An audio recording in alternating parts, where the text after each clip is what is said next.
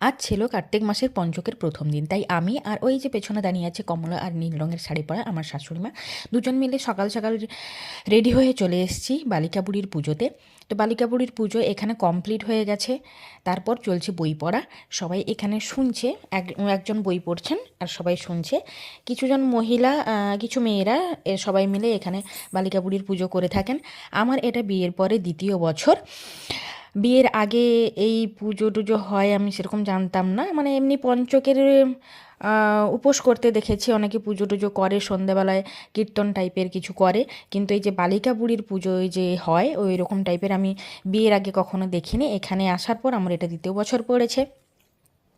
তো পুজো কমপ্লিট, বই পড়া কমপ্লিট, এখন প্রসাদ বিতরণ চলছে যারা বার্তিক রয়েছে তাদের। তো প্রসাদ আমিও নিয়ে নিয়েছি একটু, এবার হচ্ছে বাড়ি যাওয়ার পালা। তো মিনি ব্লগটা তোমাদের কেমন লাগলো সবাই জানিও।